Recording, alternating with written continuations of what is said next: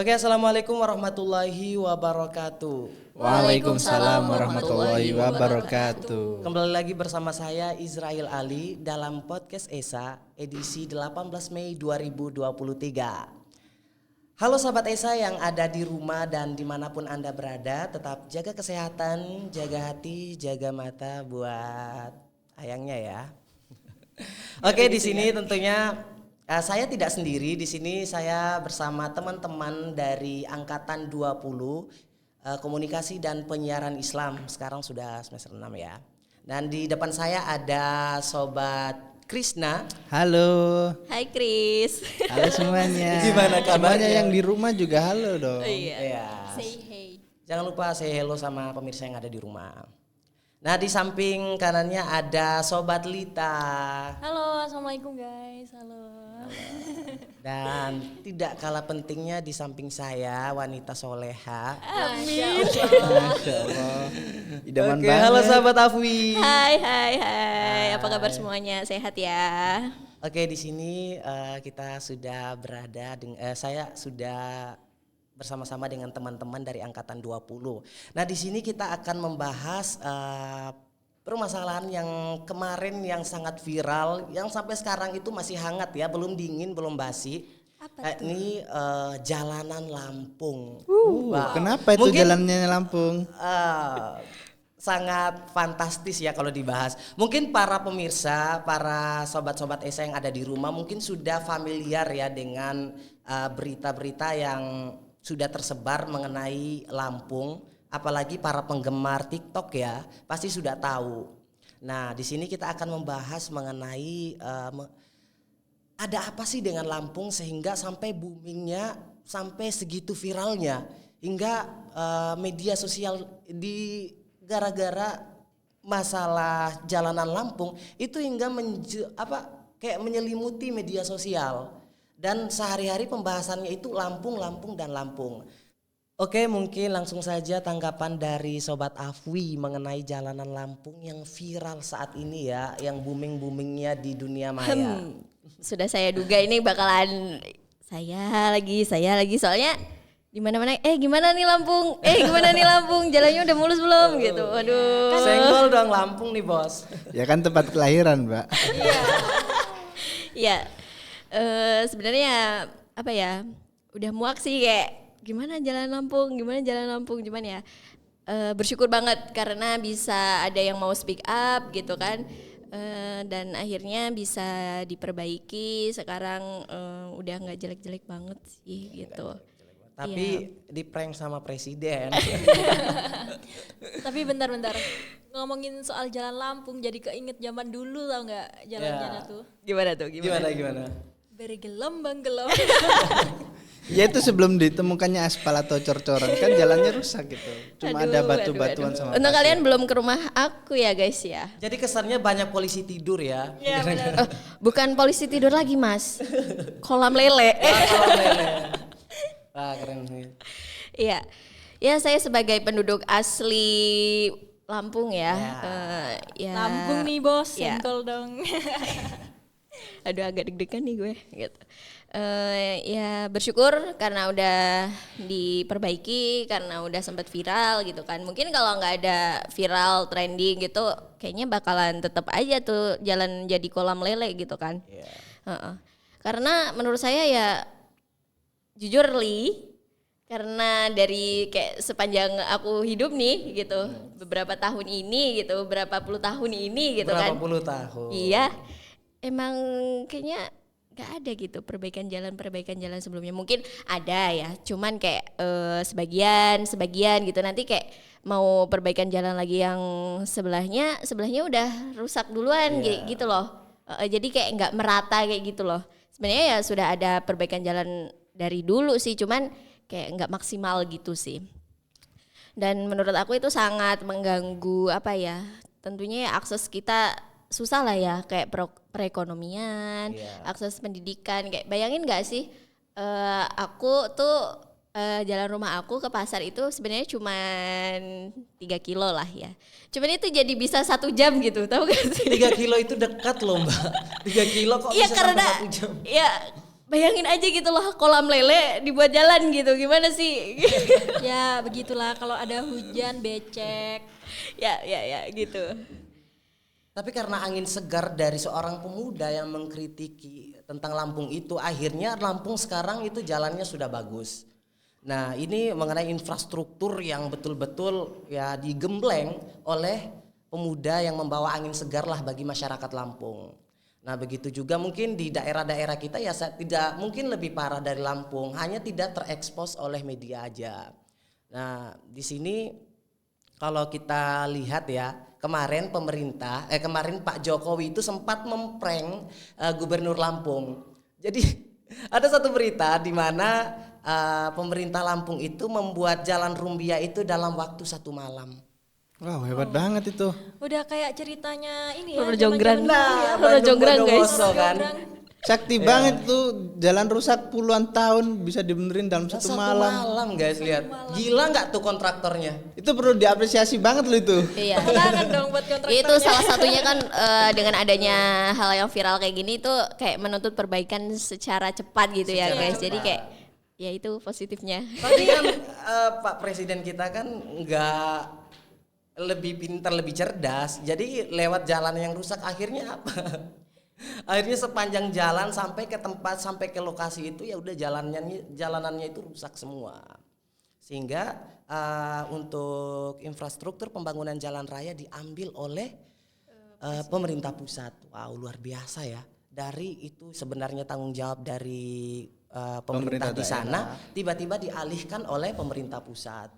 Mungkin dari teman-teman nih, gimana sih dari infrastruktur kita di daerah kita? Apakah ada sama dengan Lampung atau mungkin beda tipis lah dengan Lampung? Ya mungkin untuk di beberapa daerah, khususnya di daerah Mojokerto, karena saya sendiri dari Mojokerto. Untuk daerah Mojokerto dan sekitarnya mungkin ada beberapa jalan yang hampir 11-12 sama jalan Lampung, cuma belum terekspos saja. Dan mungkin untuk perbaikan jalan itu mungkin nunggu viral dulu ya kayak Lampung ya. Iya. Ya masa harus viral? Lah kalau emang harus viral, ya udah kita semua pemuda yang ada di Indonesia ya udah diviralin aja jalan raya yang ada di kampung kita. Ya udah kalau memang pembangunan itu tunggu viral, kita laksanakan. Tapi kasihan juga pemerintahnya kalau viral semua. Wah, Walan. ya ini kewajiban sebenarnya. Dananya nggak ada nih. Kalau semuanya viral, jalan yang diperbaiki. Katanya mau bangun ibu kota baru, makanya mungkin jalan yang di Lampung itu nggak segera diperbaiki karena mungkin dananya APBD-nya dialihkan ke APBN untuk pembangunan ibu kota baru di Pulau Boleh. Nah, dari lihat kejadian Lampung dan juga yang apa yang diceritakan oleh Mas Krisna ini mengingat karena saya orang NTT ya. Halo pemerintah NTT. Senggol dong. Senggol dong. Aduh. Nah, di sini betul ya. Kalau dilihat dari Lampung di sana bukan cuma kalau jalan raya sih it's okay untuk jalur dari provinsi ke daerah-daerah itu udah bagus untuk jalan rayanya. Tapi ada beberapa daerah itu yang masih jalannya itu masih dikatakan rusak. Juga yang lebih parah lagi itu akses listriknya itu susah banget. Bahkan ada beberapa daerah itu listriknya itu belum masuk sampai 2023. Itu ada. Bayangkan. Kita merdeka dari tahun 1945 hingga 2023, listrik belum masuk di beberapa daerah yang ada di sana. Ini paling penting, ini kita membicarakan tentang infrastruktur. Kalau dilihat dari Lampung mengenai jalan raya, ya saya sebagai anak muda NTT, saya melihat apa yang ada, apa yang terjadi di daerah saya di sana. Mungkin dari Mbak Lita gimana? Aku sih netral-netral aja ya. Mungkin dari tanggapan Mbak Afwi sama Sobat Krisna juga, menurut aku karena viralnya itu, jadi pemerintah langsung gercep gitu kan. Kan kemarin juga sempat viral. Kemudian karena nggak segera ditanggapin, mungkin pemerintah dari Lampung sendiri juga masih mengupayakan gitu kan. Katanya anggarannya juga terbatas gitu kan. Mungkin mereka mengupayakan infrastruktur yang lainnya terlebih dahulu yang lebih penting daripada jalan raya mungkin ya. Terus karena itu inilah yang menyebabkan viral kan, jalan raya kapan gitu kan. Terus diviralkan oleh siapa itu kemarin? Bima ya, namanya Bima ya.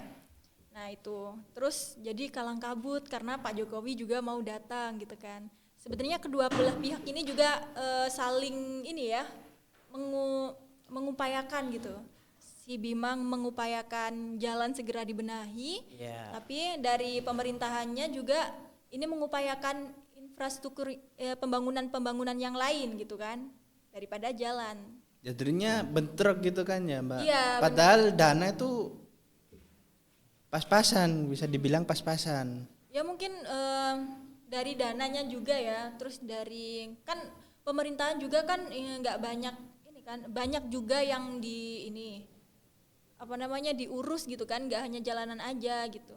Kalau aku sendiri sih bukan biayanya yang kurang. Ini jalannya ini udah puluhan tahun tidak dibenahi. Ya. Puluhan tahun itu sudah pergantian kepemimpinan sudah berapa kali? Masa masih biayanya kurang-kurang aja? Ya mungkin karena itu dibuat anggaran yang lain ya. Tapi aku juga kurang tahu ya, karena aku juga bukan penduduk Lampung, bukan nggak survei langsung ke tempatnya. Kalau mungkin survei langsung ke tempatnya juga pasti bakalan tahu gitu ya. Beluk gimana kronologinya nggak dibenahi seperti itu. Iya. Kalau kenapa jalan raya itu adalah mungkin untuk seluruh Indonesia ya, mungkin utamakan jalan raya itu kenapa? Karena supaya akses transportasi itu gampang. Orang dari gunung bisa ke kota, ya dari kota bisa ke gunung. Contohnya kalau untuk di Nusa Tenggara Timur sendiri, harga paket untuk ongkirnya itu sekitar 70.000. Kenapa? Karena aksesnya yang jauh dan belum perjalanannya itu yang memakan waktu, belum lagi jalanan, sehingga untuk ongkirnya sendiri lebih mahal daripada harga barang yang kita beli. Enggak? Sama sih Mas. Iya. Bayangkan ongkirnya itu 75.000. 75.000 kalau kita beli kaos satu di Shopee seharga 35.000, kita lebih bayar mahalnya itu ongkirnya, bukan bajunya. Makanya masyarakat di sana ketika membeli baju di Shopee atau di Lazada, mereka beli langsung satu paket besar itu supaya ongkirnya sekaligus. Nah, makanya ini pentingnya infrastruktur jalanan itu. Ya selain jalanan juga masih banyak lagi, terutama sekolah, apalagi kesehatan juga, itu paling penting. Karena ya untuk mencerdaskan anak bangsa, ya semuanya ini harus difasilitasi. Bukan cuma jalan raya, kesehatan, sekolah juga harus dibenahi semuanya. Ya benar-benar. Jadi yang mau off-road atau yang suka off-road bisa langsung datang ke Nusa Tenggara. Yang suka mancing bisa langsung datang ke Lampung. Nah, Gak bisa, sekarang udah mulus Mas. Sudah mulus. Ya. Ini saya sedikit cerita ya Mbak ya. Ini karena kalau untuk Lampung kan mungkin seluruh netizen sudah tahu mengenai Lampung itu gimana. Ya. Nah kalau untuk di daerah saya sendiri, saya ini dari Sumba Tengah, di Mamboro. Jadi di Mamboro itu untuk sumber airnya itu ya masih dikatakan yang masih mengkonsumsi air sungai. Dan air sungai itu pada sewaktu-waktu bisa mengalami banjir.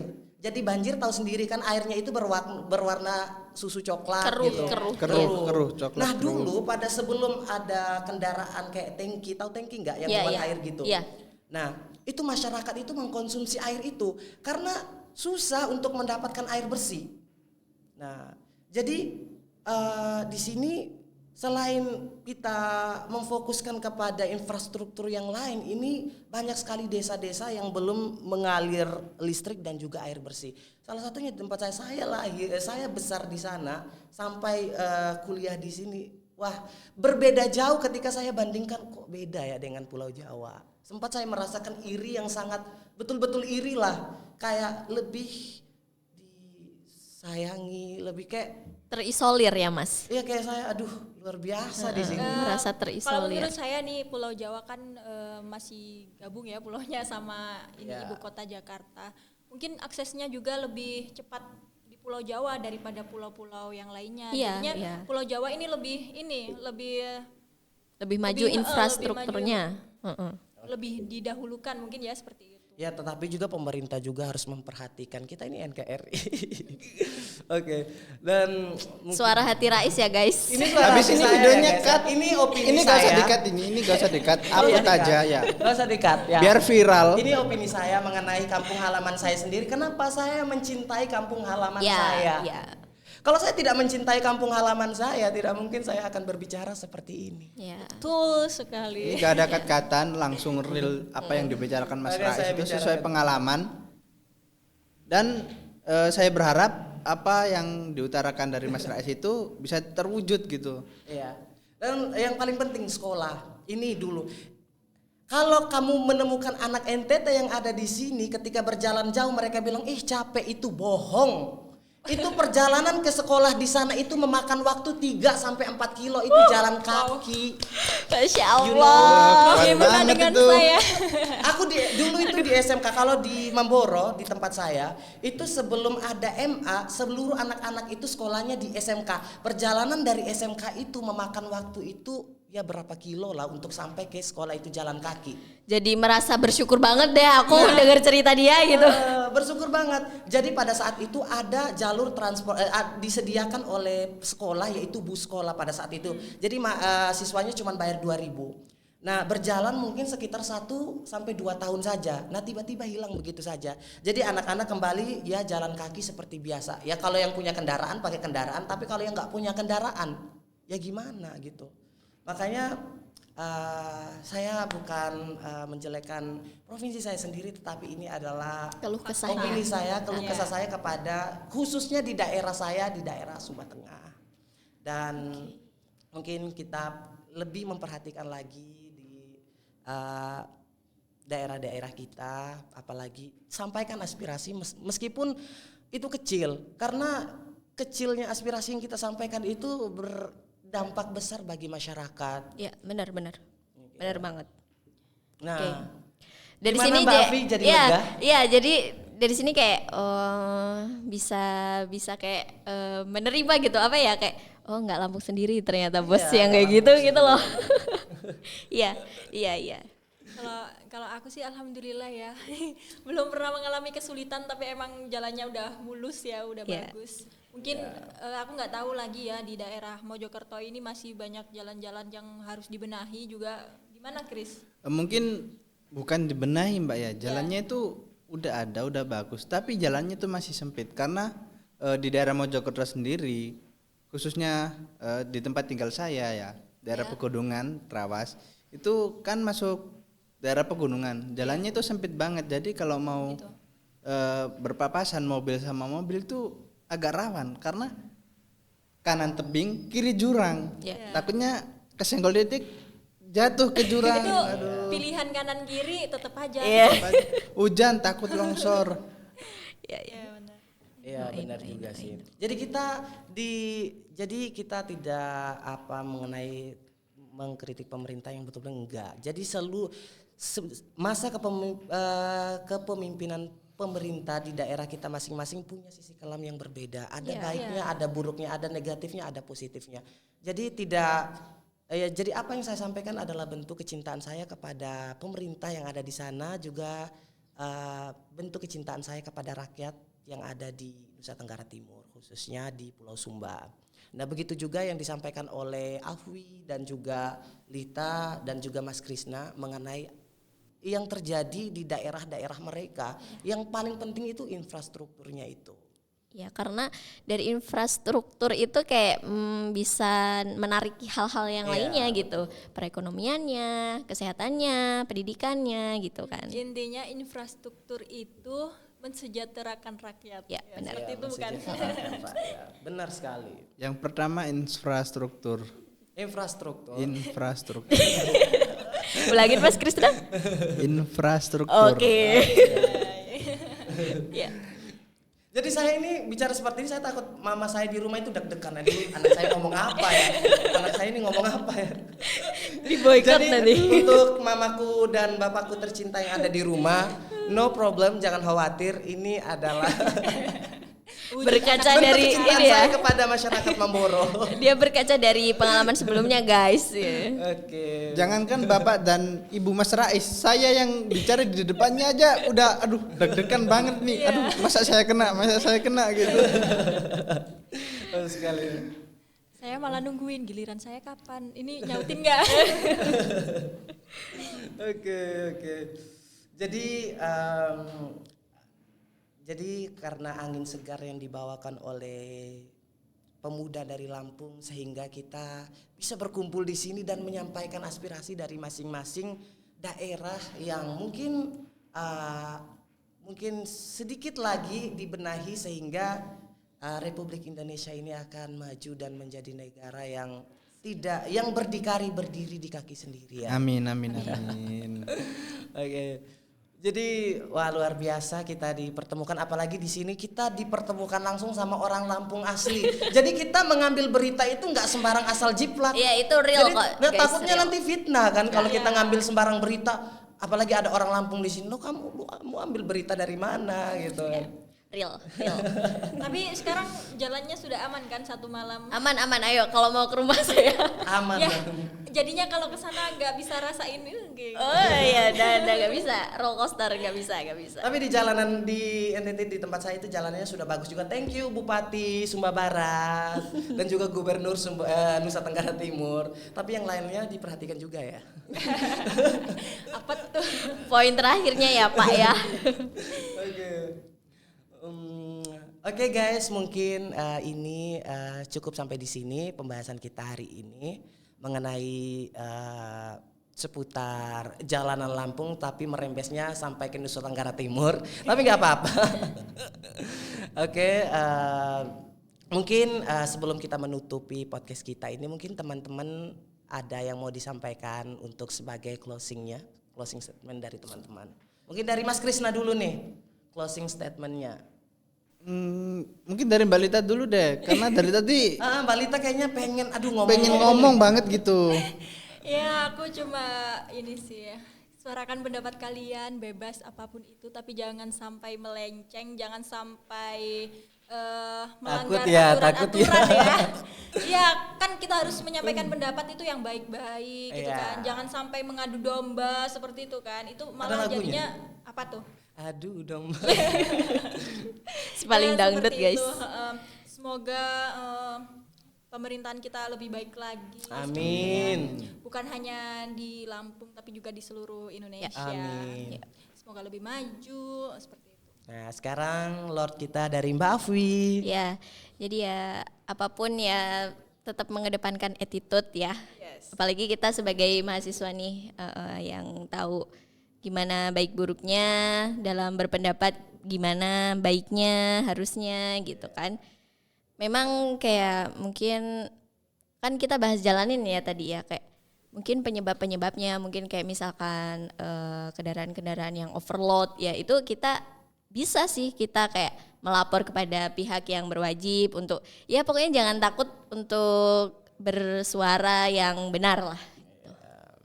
Mungkin dari Mas Krisna closing statementnya. Dan kalau kita sudah melapor atau kita sudah berpendapat dengan baik, Anda sebagai aparat hukum atau pemerintah lah, jangan baperan karena kita itu mengutarakan pendapat kita itu. Jangan baperan. Oke, dari saya sendiri apapun yang kami sampaikan ini adalah bentuk kecintaan kami, sekali lagi saya sampaikan, bentuk kecintaan kami kepada negara kami, kepada republik kami, kepada Indonesia tentunya ya. Sudah pasti Indonesia dong, masa Thailand. Swadikap. Kampung kap. 52. Gak boleh gitu, gak boleh gitu ya.